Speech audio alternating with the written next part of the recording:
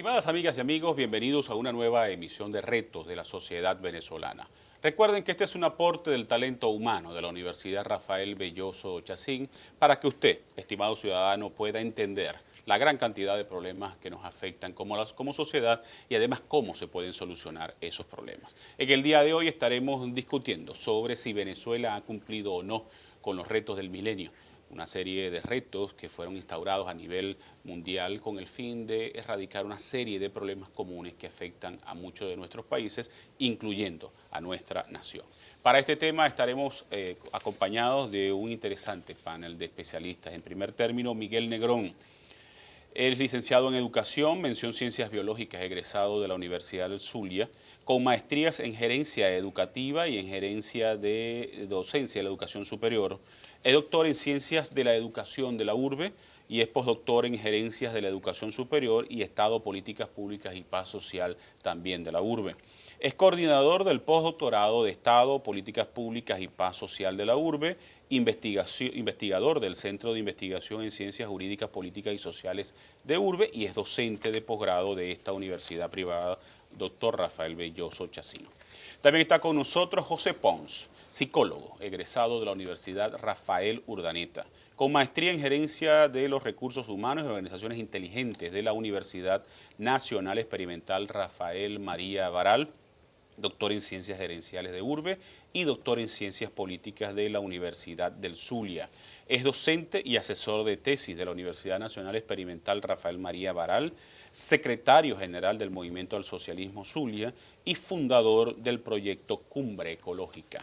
Y por último está también con nosotros Jorge Gobea, abogado, egresado de la Universidad del Zulia, también es licenciado en Ciencias Políticas y en Filosofía de nuestra máxima casa de estudios, con maestría en Ciencia Política y Derecho Público, mención Ciencia Política de la Universidad del Zulia, con un diplomado en Derechos Humanos, Garantías Constitucionales y Procedimientos Internacionales para su Protección, que es un convenio entre la Universidad Nacional, Cecilio Acosta y el Instituto Internacional Jacques Maritain.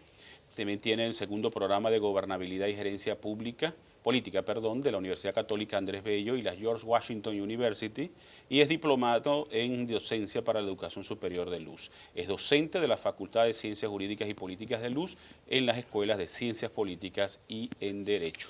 Con ellos estaremos debatiendo sobre este interesante tema. ¿Venezuela ha cumplido con los retos del milenio? Lo primero, por supuesto, profesor Negrón, ¿qué son los retos del milenio para que nuestro público lo entienda?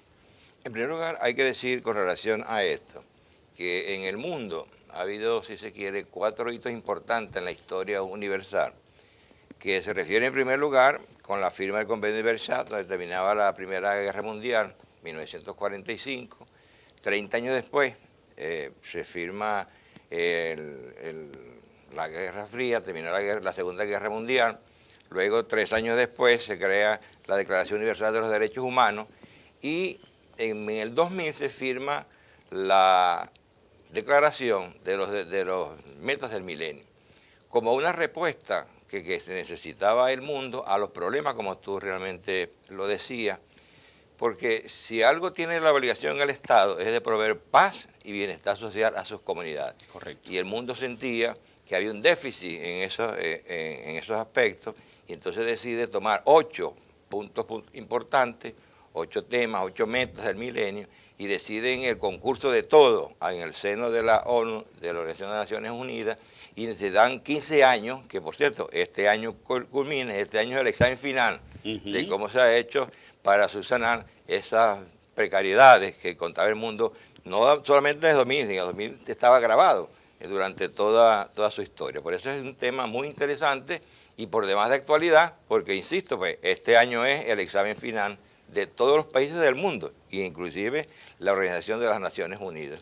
José, ¿cómo el público entiende que las metas del milenio nos afectan o nos benefician como ciudadanos como tal? Creo que estos objetivos del milenio no son agarrados por el pelo, son resultados de estudios, de seguimientos, de investigaciones que mismo ha hecho la ONU y le ha permitido pues tener una radiografía mundial, ¿no?, sobre las problemáticas, ¿no?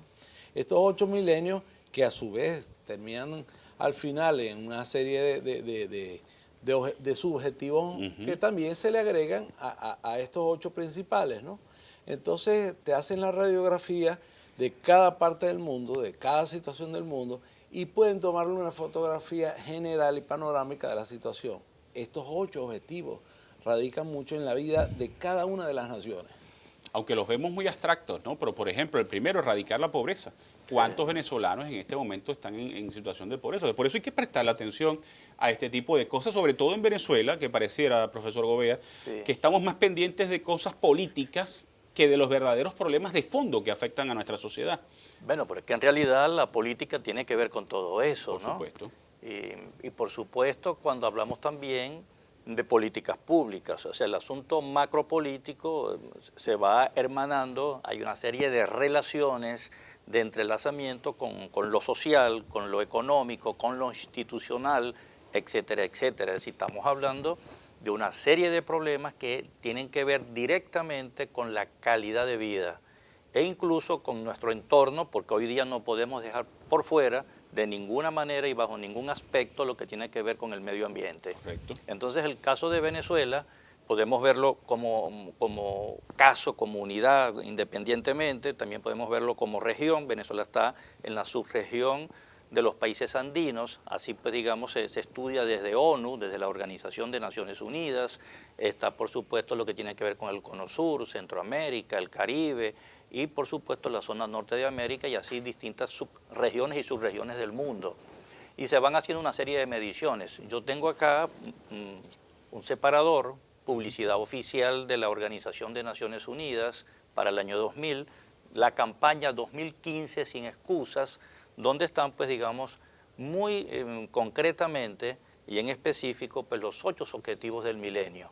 Yo quiero, pues, si se me permite, leerlos para que los espectadores, digamos, se ubiquen rápidamente en la materia que estamos tratando, pues. Primero, erradicar la extrema pobreza y el hambre. Segundo, lograr la educación primaria universal. Tercero, promover la igualdad de género y la ampliación de los medios de acción de la mujer, también conocidos como autonomía de la mujer. El objetivo 4, reducir la mortalidad infantil.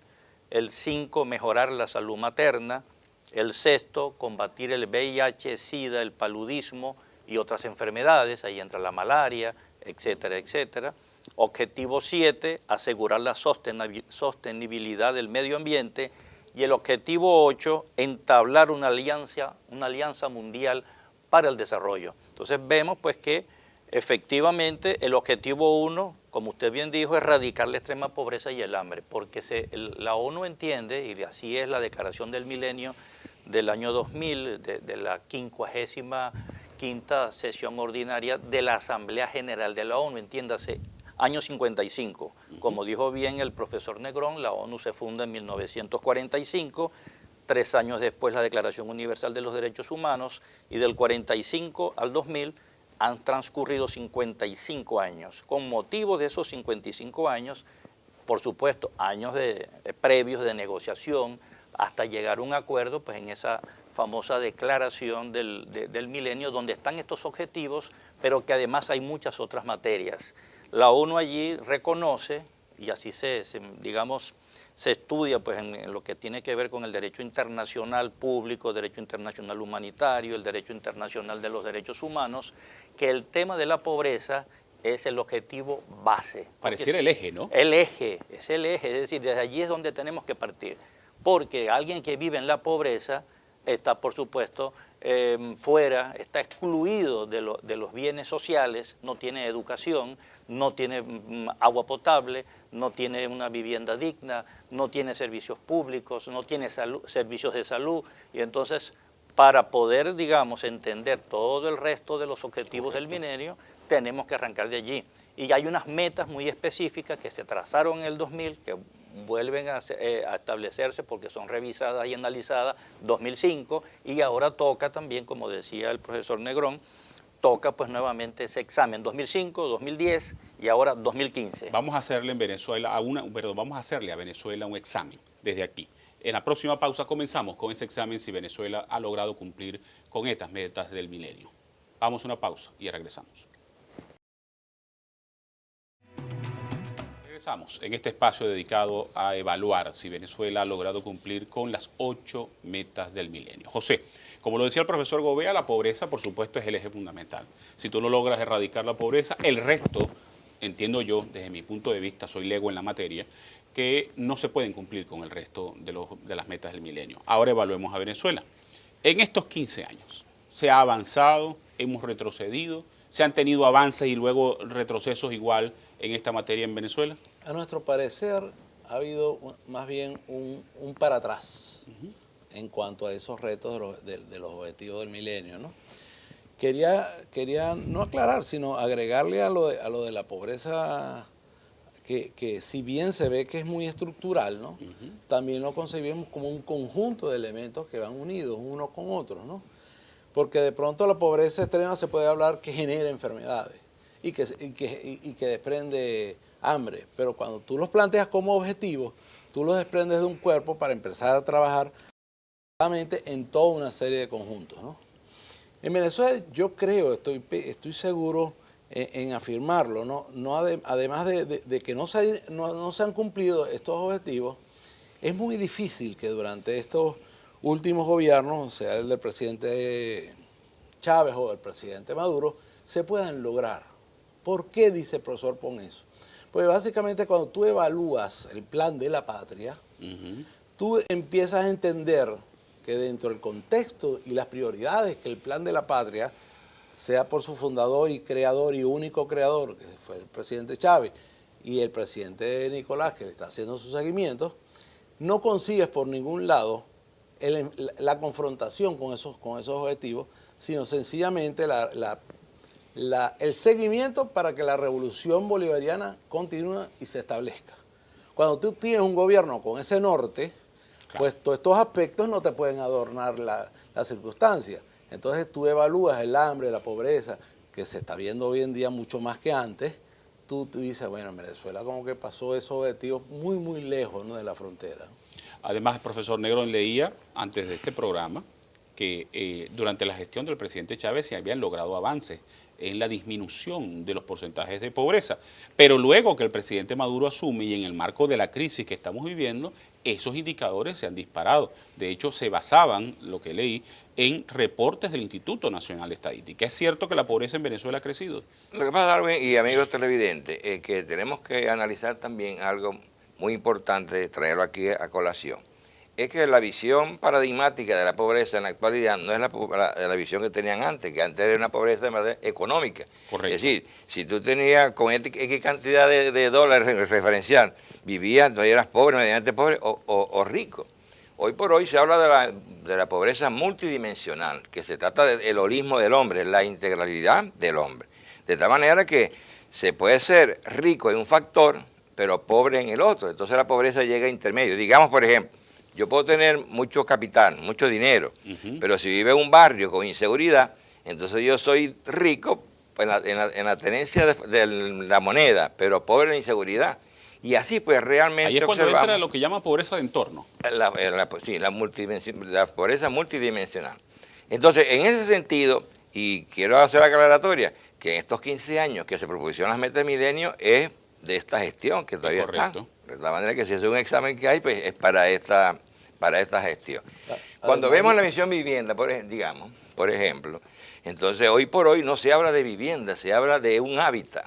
De tal manera que en la pobreza multidimensional yo puedo tener una vivienda, pero si vivo en un ambiente que me es hostil desde el punto de vista de la ecología, entonces soy pobre. Por ejemplo, yo vivo en la costa oriental del lago y allá están haciendo casi 3.000 apartamentos en un sitio X. Pero al frente está la laguna de oxidación de las aguas cloacales. De esta manera que cuando sopla el viento del lago, a los habitantes de esos apartamentos recuerda que una vez fueron al baño por los olores que lleva de esas excretas las lagunas de oxidación. Entonces, esos habitantes pudieran ser ricos, vamos a decirlo así, porque tienen un factor que tienen vivienda, pero óyeme, en la higiene, en la salud, en el ambiente son pobres. Entonces, hay que mirar la pobreza desde el punto de vista de la multidimensionalidad. En ese sentido, creo que este gobierno, o Venezuela, pues, Venezuela está en déficit y quizás salga aplazada, porque digamos otro, pues, el empleo. No basta con tener el empleo. Para efectos de la OIT, El empleo es aquel que tiene seguridad social, que tiene prestaciones, etcétera. Es decir, una mera pensión no es un empleo y no genera ningún otro beneficio que tuviera un empleo de calidad. Entonces pudiéramos decir que aquel que tenga empleo, que pudiera ser rico, pero es pobre porque no tiene ninguna contraprestación, ninguna protección social que le genera ese empleo. En ese sentido creo que Venezuela ha superado muy poco la pobreza en estos 15 años. Y el mundo en general, hay que ser honesto, pues. El informe del Índice de Desarrollo Humano de la ONU de 2014 establece una amplísima muestra desde 1990 hasta 2013 cómo el índice de desarrollo humano en el mundo no ha crecido en la manera como se esperaba, se ha ralentizado, ha sido lento el desarrollo. Todavía hay mucho déficit en el mundo en general.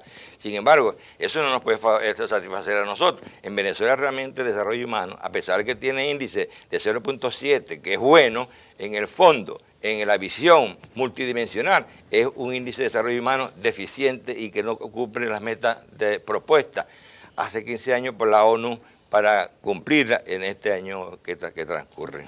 Sí. Yo pienso, permíteme, yo le agregaría algo a lo que dice el profesor Negrón, ¿no?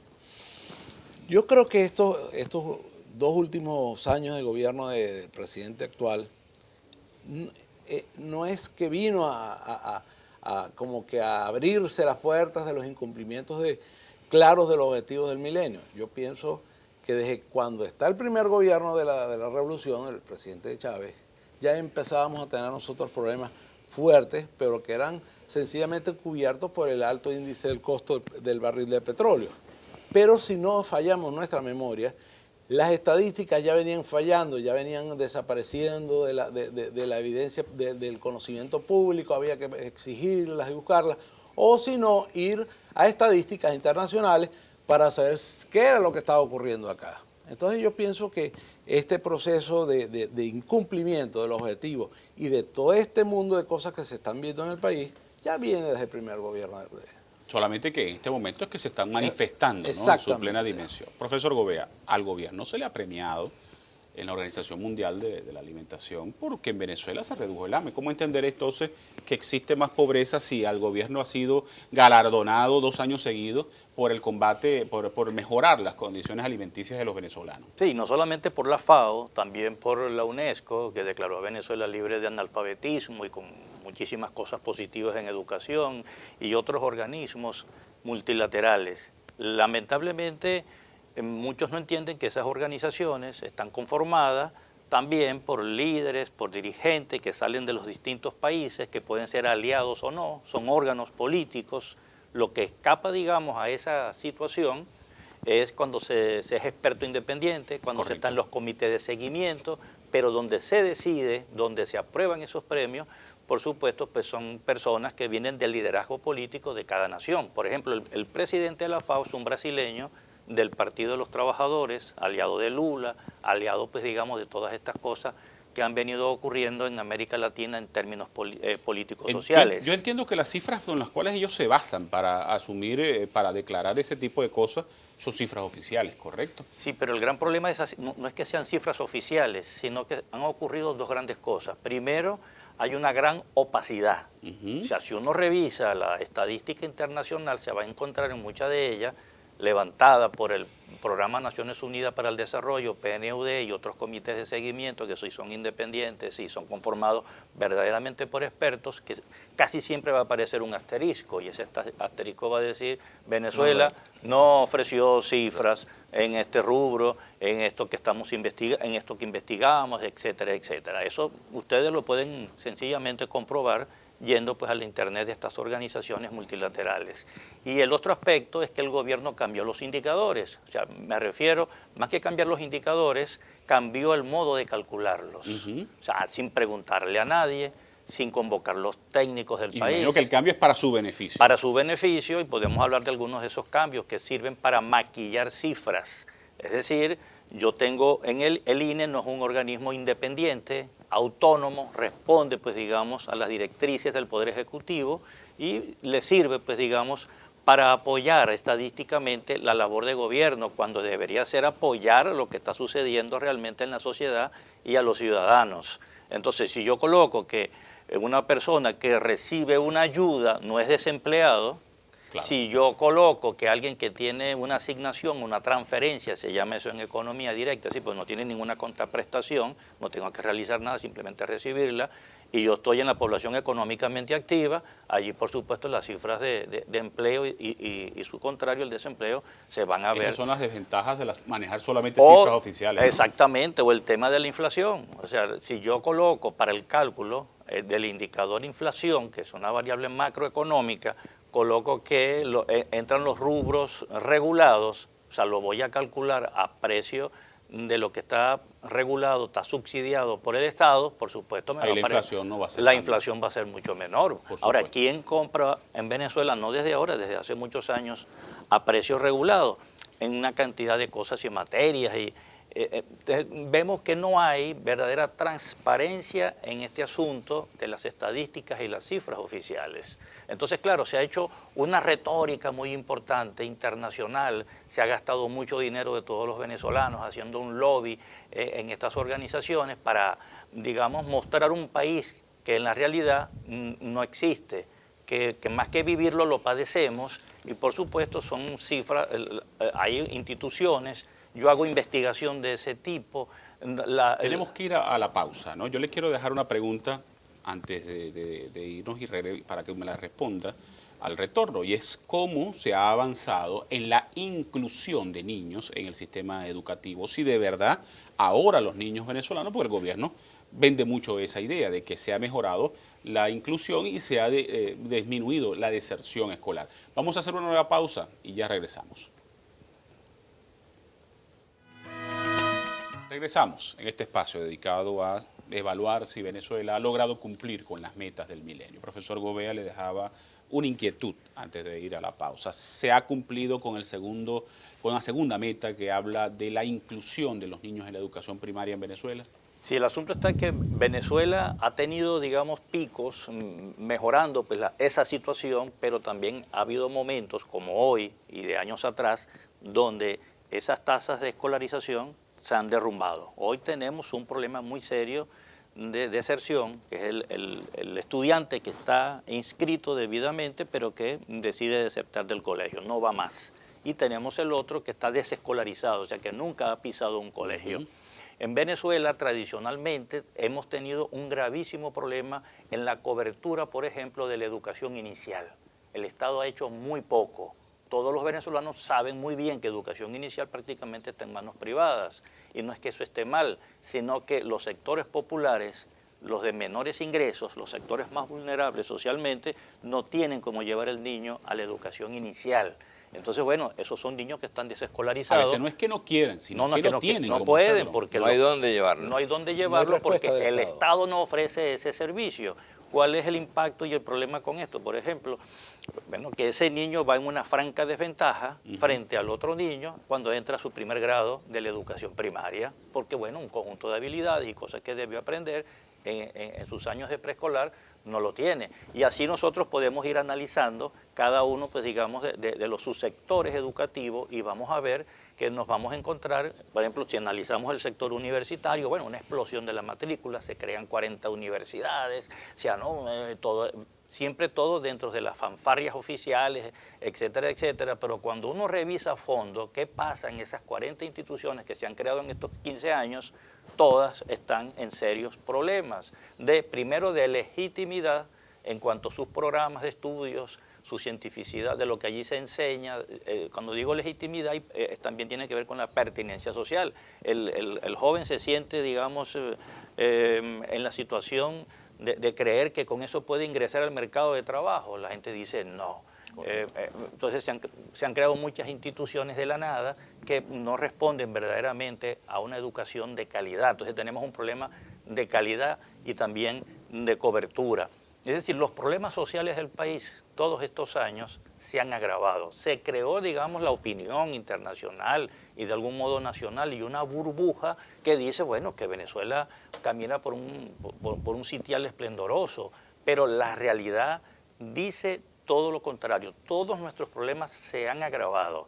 Recordemos que esto está ligado al rentismo petrolero, Claro. al problema clientelar. O sea, se crearon cosas y se determinaron políticas públicas sencillamente para ganar elecciones, que no tienen sustentabilidad. Que Pero no para resolver los problemas. No para de fondo. resolver los problemas, porque el asunto está que para resolver los problemas tú tienes que tomar medidas de fondo, medidas estructurales. O sea, la economía venezolana no ha avanzado. Hoy somos más dependientes de la variable petróleo. Antes de llegar el presidente Chávez al gobierno, teníamos $76 petróleo y el resto, 24, eran otras exportaciones no tradicionales o no petroleras o que no conforman el PIB petrolero. Hoy tenemos $97 que ingresan al país por petróleo y bueno, la diferencia apenas un pírrico $3 por otro tipo de exportaciones. Entonces, ¿cómo es que ha mejorado la economía? Nosotros somos un país atípico porque sencillamente tenemos una renta petrolera, un regalo que nos dio Dios y la naturaleza que está allí y muy poca gente lo puede extraer, pero le hemos agregado valor. Hemos creado una verdadera industria petrolera nacional con nuestro trabajo y esfuerzo para que eso no se venda y todavía se sigue usando el término porque sencillamente es así, crudo. Necesitamos que eso sea lubricantes, que eso sea gasolina, que eso sea petroquímica. Agregarle valor. Sí, Agregarle valor sí. para que nosotros podamos, primero, dar mucho más trabajo, tener una economía más desarrollada y diversificada y no depender de variables externas porque los precios no los fijamos nosotros ni los fija ni siquiera la OPEP. La opacidad que hablaba el doctor Gobea está establecida, casi institucionalizada en la propia Carta de la ONU, cuando hay un inciso que dice que los países signatarios van a cumplir de buena fe, de buena voluntad. Por eso que, y es cierto, cuando uno estudia las estadísticas de los organismos multilaterales, hay muchas partes que dice ND, no se dispone de esa información. Y por eso realmente los gobiernos pueden maquillarse. En los premios de la FAO, ciertamente la FAO mira la adquisición de proteínas por parte del gobierno, pero en el caso del Zulia, por ejemplo, no mide el contrabando de extracción. Es decir, que esas proteínas que llegan al Zulia, muchas se van para Colombia y no para el pueblo zuliano. Y así pasa en toda la frontera. De tal manera que lo que pudiera tener la FAO como inversión del país en proteínas realmente no es la que está consumiendo el pueblo venezolano. Y en términos de empleo, por ejemplo, si alguien ha tocado, ha visto una encuesta del INE con relación al empleo, una pregunta dice allí, ¿usted ha realizado una actividad que ha producido ingresos en los últimos 15 días? Si tú dices sí, ya eres un elemento productor, ya eres empleado. Pues. Es decir, claro, si yo pinté un cuarto que me dieron 500 bolívares que no alcanza para comprar un... Ya para el gobierno tiene ya trabajo. Para el gobierno es un empleado. Entonces, esos maquillajes realmente han hecho pues que las cifras, Venezuela pudiera presentar cifras positivas en cuanto a las metas de milenio, pero no es así. Fíjese y en que educación, fíjate algo, en educación hay un índice que se llama IDE, Índice de Desarrollo Educativo, que no incluye la cobertura solamente, incluye también la permanencia. Porque no es cuestión de que se inscriba, es que se permanezca allí. Luego incluye la calidad, luego incluye el alfabetismo y luego incluye el nivel de profesorado, el nivel de maestro, el nivel de docente. Entonces, si nosotros logramos ese índice en Venezuela, nosotros salimos con déficit, a pesar de que el gobierno habla de que ha habido una amplia cobertura, pero insisto, eso es un factor, de 5, eso es un factor para establecer el desarrollo educativo. Mire, yo mido esto, la inclusión educativa, con una declaración que hace algunos días dio la Autoridad Única de Educación del Zulia, que decía que no importaba que el niño no tuviera uniforme, que debía ingresar. ¿Qué te indica eso? Que la crisis está golpeando los hogares y muchas familias se están absteniendo de llevar los hijos al colegio, lo que le da la permanencia. Podrán estar inscritos, pero no hacen permanencia. Sí, y no tienen un buen rendimiento porque no tienen buena alimentación. Es correcto. Porque hay un tema de salud, porque las campañas de vacunación no son todo lo constantes y universales que deberían ser, porque esa familia ha bajado sus ingresos y los ingresos, digamos, se han realmente vuelto nada frente a un tema como la inflación. Entonces, por supuesto que eso tiene que ver porque todos esos objetivos, digamos, conforman uno solo, que es el desarrollo humano. Todos están entrelazados. Todos están entrelazados partiendo, pues, digamos, del tema de la pobreza. Veamos, por ejemplo, porque, bueno, ONU distingue pobreza y extrema pobreza. Y extrema pobreza da sencillamente una manera de calcularlo. una persona que no obtenga ni siquiera $1 al día para su manutención. Es decir, es un indigente. $1. Eso para ellos es la pobreza extrema, pero después de allí vienen otras consideraciones sobre el tema de la pobreza, ya no solamente de cálculo económico, pero $1 al día. Y entonces, bueno, calculemos los venezolanos, ¿cuánto está $1 hoy? Sin que esto sea delito ni un secreto, porque todo el mundo lo sabe y todo el mundo lo conversa. Bueno, pongamos en cifras bastante pesimistas 500 bolívares. ¿Cuántos son 500 bolívares? Diarios. Serían 15.000 bolívares, si los multiplicamos por 30, son 15.000 bolívares diarios que debería percibir ese venezolano.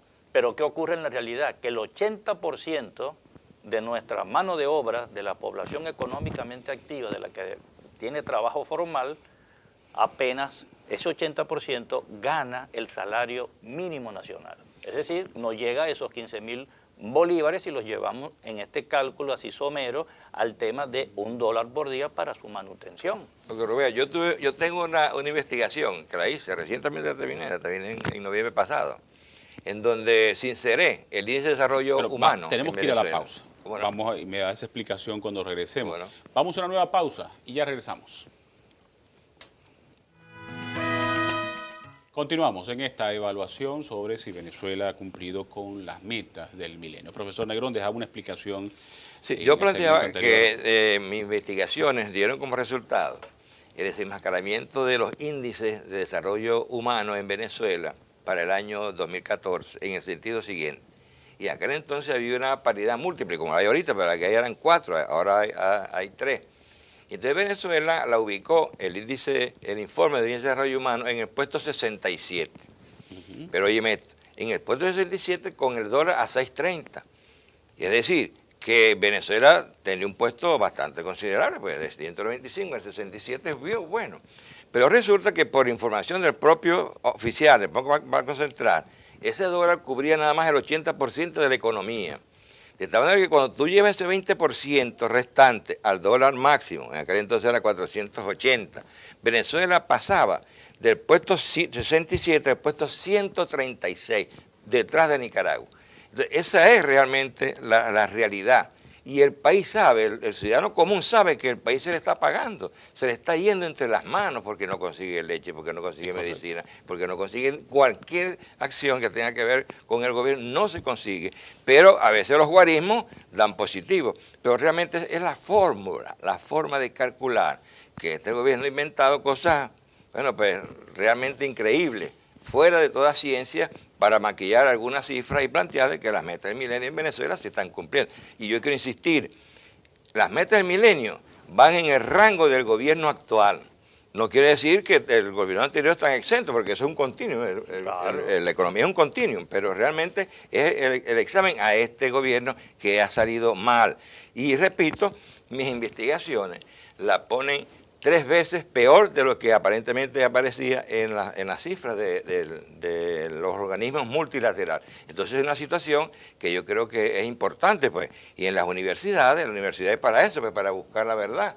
Por eso de Habermas y muchos pensadores planteaban que todos los gobiernos tienen cierta resistencia, ¿no?, a la universidad, porque es donde aflora la verdad. Sí, porque el gran problema con eso del cálculo de esos indicadores y de esas estadísticas es que los organismos, los entes públicos que deberían ser autónomos para ellos no lo son. Banco Central y tenemos el INE. Entonces, bueno, aunque la Constitución dice que es autónoma, ya hemos visto que el Banco Central desde hace mucho rato no tiene ninguna autonomía. Correcto. Y que la mayoría de esos técnicos que hacían esas estadísticas fueron sacados de esa institución en mala hora porque se perdió un valiosísimo capital humano, talento humano que estaba allí. Pero además de eso, si algo que debe tener una sociedad es que lo que para mí es una cosa y para otro es otra, porque con base a un indicador, a un cálculo, a una fórmula, como decía el profesor Negrón, es que toda la sociedad tiene que estar en consenso con la manera de calcular ese fenómeno social, económico, institucional. Es decir, no es a gusto de quien gobierna, ni menos se levanta y se hace y la data, la estadística y se procesa y simplemente con quien gobierna.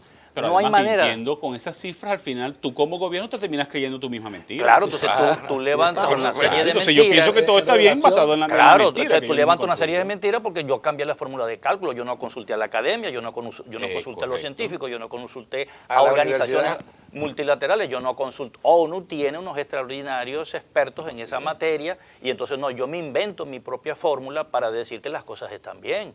Por eso entonces nosotros vemos que hay un choque de trenes entre lo que nos dicen las estadísticas oficiales y la realidad. Yo agregaría que este hermetismo que el gobierno ha estado manejando, no solamente a las estadísticas, sino que este hermetismo con respecto a estos objetivos del milenio, lo dije al principio, revisemos el plan de la patria y entendamos cuál es la posición firme de este gobierno en cuanto a ese acceso, ¿no?, de la ONU y de sus programas, por un lado. Segundo, le convendrá al gobierno entender que la ONU tiene proyectos financiables para Venezuela en cada uno de estos rubros.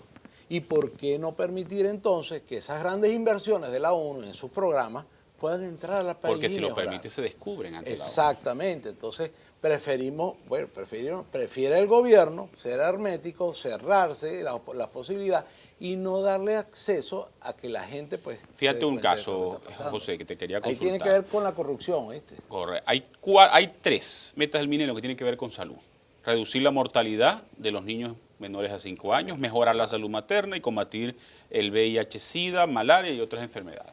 En esa materia hemos retrocedido. Si no somos Totalmente. capaces de conseguir un medicamento en una Totalmente. farmacia, ¿cómo el Pero el gobierno dolor va a de demostrar? cabeza, no estamos hablando de cosas complejas ni mucho menos. Claro. Tratamientos médicos. No, para el pero dolor de fíjate, cabeza, para la fiebre, para Pero aliviar fíjate el que dolor. para las grandes enfermedades, digamos el cáncer, el VIH, el problema de los pulmones, no se consigue medicina. Es correcto. No se consigue medicina. Ahora, No se consigue ni siquiera fórmula láctea infantil. perfecto. Entonces la crisis va avanzando hasta llegar a los niveles más básicos de las medicinas. Entonces tú entiendes que está pasando algo con respecto a toda esa programación internacional y Venezuela. Entonces donde queda al desnudo un gobierno que está de espalda por X condiciones, por qué objetivos, etcétera, etcétera, para tener al pueblo de Venezuela viviendo bajo estas condiciones. En términos de la salud materna, una madre en las primeras 4 semanas de gestación tiene que consumir ácido fólico, porque si no, hay un riesgo de una columna bífida de ese futuro. y paladar hendido. Sí. Entonces, bueno, díganme ustedes si se consigue con facilidad Es el ácido correcto. fólico.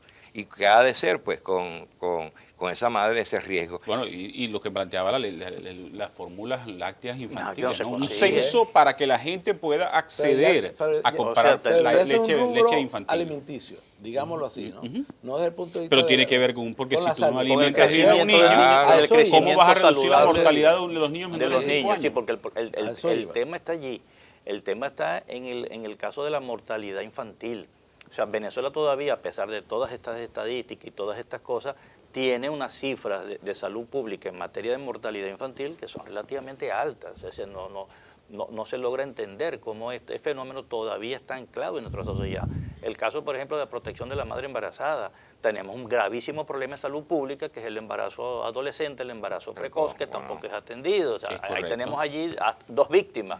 Tenemos a la madre y tenemos al niño de ese adolescente, que además ve a ver cómo se defiende, etcétera, etcétera. Es decir, las políticas en todos estos casos han fracasado porque no son políticas bien hechas, porque no son verdaderas políticas públicas, que ha tenido mucho más de política que de otra cosa, que se hacen para el momento, por anuncios, por Pero cuestiones. el gobierno habla de misiones, voy a hacer la misión no Bueno, sé qué cosa, la precisamente, misión aquella. ajá. si no su- son políticas públicas bueno, las misiones. Pero, exacto, pero es la gran política y se le destinan muchos recursos y además el gravísimo problema, son inauditables. Yo he tratado de buscar cifras oficiales de cuánto se gasta, cuánto se ha gastado en tal año, en tal momento, en materia de salud, en tal año, los informes, las cosas, no existe, no hay una base en la de misma datos. visión vivienda, que es la bandera ahorita del gobierno. Bueno, no se sabe cuánto se está gastando. entonces, claro, ¿quién está tomando ese No dinero? se sabe, yo creo que el gobierno ni siquiera sabe cuánto está gastando ni cuántas viviendas Yo de creo verdad. que el gobierno ha sí lo entregado. sabe muy pero bien. además entonces Ni cuánto va a mantenerse en pie.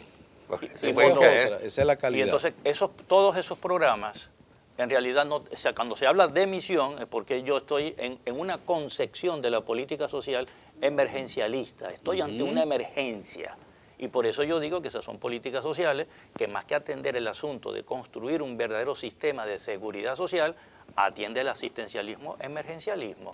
Y por supuesto anuncio y hago tal, y hago toda una retórica, y hago toda una propaganda alrededor. Pero no nos asombremos, aunque digamos, no hemos perdido la capacidad de asombro y eso es muy bueno para la población. Toda la república, todos los países de la Europa Oriental que estaban bajo el socialismo, la propia Unión de Repúblicas Socialistas Soviéticas, todas tenían cifras alteradas, todas ofrecían, digamos, indicadores de logros que nunca... Y cuando cayó la Unión Soviética se vio la realidad. Y si la gente cree que yo estoy inventando esta historia, claro, sencillamente vaya a los libros de, por ejemplo, Joseph Stiglitz, que bueno, lo podrán acusar de cualquier cosa, ¿no? Pero menos, digamos, de tener un desprecio hacia los países como el nuestro, o llamados en vías de desarrollo, o como dice la propia ONU, menos adelantados. Tiene un libro llamado Economía, donde hay un capítulo de cómo se manejaban esas cosas en la extinta, en la desaparecida Unión Soviética. Pero bueno, fallaba, como dice él mismo, la economía del pan y la mantequilla. No se conseguía nada funcionaba. Y por supuesto, hacia afuera que salía, bueno, el sistema socialista es el mejor sistema para vivir. Tenemos que ir al corte, pero al regreso quiero abordar contigo, José, el aspecto ambiental. Porque la séptima meta del milenio es la sostenibilidad del medio ambiente y yo creo que en Venezuela hemos retrocedido gravemente en esta área. Vamos a una nueva pausa y ya regresamos. Regresamos a este último segmento de este programa dedicado a evaluar si Venezuela ha cumplido con las metas del milenio. José, la séptima meta habla de la sostenibilidad del medio ambiente y el octavo habla de la Alianza para el Desarrollo. Si no cuidamos el ambiente no puede haber desarrollo sustentable. No puede haber salud, no puede haber economía, no puede haber... ¿Hemos retrocedido en Venezuela en materia ambiental? Totalmente. Tanto así que ya no sabemos dónde estaba el Ministerio del Ambiente, a dónde está ubicado, en qué oficina, en qué rincón burocrático instalaron al Ministerio del Ambiente. Además, las inversiones se han reducido tanto que en el caso de la costa oriental del lago, el ingeniero supervisor no tiene vehículo. Y resulta que el mantenimiento de las pequeñas reservas que han quedado todavía en pie, se las han tenido que dar a PDVSA porque no hay recursos. El Ministerio de Ambiente carece de eso. Entonces, carece de fiscalización, carece de supervisión, carece de protección. En el caso patético de la costa oriental del lago tenemos la reserva hidráulica de Burro Negro. 68.000 de 80 deforestadas en estos últimos 8 años. Entonces tú dices, bueno, son 80.000 hectáreas deforestadas. No, 80.000 que son hectáreas y 68.000 que han sido deforestadas. Entonces los ciclos del agua, los ciclos de crecimiento, los ojos de río, todo eso está desaparecido en esa reserva. ¿Qué está pasando en el Zulia? Que nos estamos quedando sin agua potable, lógicamente. ¿Por qué? Porque y hay zonas del país que consumen agua contaminada, ¿no? Tenemos 2 lagos completamente abandonados. El Ictlán aquí se ha pasado a ser un brazo del gobierno ya, eso por supuesto que defiende la revolución y no defiende la institucionalidad, no defiende el lago. De las tantas que se construyeron, de las plantas de tratamiento que se construyeron, en el Zulia no está funcionando una, en Cabima. Y cuando la alcaldía deja de reparar las bombas, para. Entonces, en todo el resto del lago de Maracaibo no hay plantas de tratamiento. El tema de la basura, ¿no? El tema de la basura. En Venezuela no hay un plan nacional integral. No solamente que, mira, se aprobó una ley para el tratamiento de los desechos sólidos, basura, para decirlo en términos muy coloquiales. Los vertederos de basuras en Venezuela están ya, digamos que llegaron al límite hace años. Están sobrepasados en su capacidad. Correcto. Bueno, las 2 principales ciudades, Caracas y Maracaibo, por ejemplo, ya esos vertederos no dan para más. Su vida útil ya, como usted bien lo ha dicho, ha colapsado. ¿Qué alternativas hay frente a eso? ¿Cómo voy a decir yo que estoy cumpliendo con ese objetivo del milenio de la sustentabilidad de mi modelo de desarrollo como país? Imposible. En Venezuela no se recicla. Los pasivos ambientales están en aumento. Por ejemplo, antes se hacía seguimiento de algún modo a las actividades de PDVSA. Hoy en día eso es un tabú. O sea, si PDVSA derrama petróleo, que lo derrama, la parte de la faja petrolífera, toda una serie de cosas, la petroquímica, etcétera, etcétera, eso, digamos, es una información prácticamente de Estado. Entonces, bueno, los pasivos ambientales es donde más se observa que están en pleno aumento, porque prácticamente la política ambiental desapareció. Fíjate, Ni se menciona. Es que pareciera que no hay política, pues si tú eliminas un ministerio, que creo que fue el primero en América Latina que fue creado, el Ministerio del Ambiente, y que además dos leyes. le das categoría de viceministerio, después le cambias el nombre. Se lo escribo a la, Sí, pero a la Venezuela vivienda. tenía, entonces, es el primer país que aprueba en América Latina una ley orgánica del ambiente y una ley orgánica penal del ambiente. ¿no? Y todo eso Y con luego la una serie de reglamentaciones en esa Pero materia hay algo y no se han importante. cumplido. Hay Tenemos importante que exigir. que quiero agregarle a lo que está diciendo mi colega querido, es la parte del cambio climático. La medida de las acciones que tú puedes hacer en los objetivos milenios es lo que tú estás haciendo contra el cambio climático.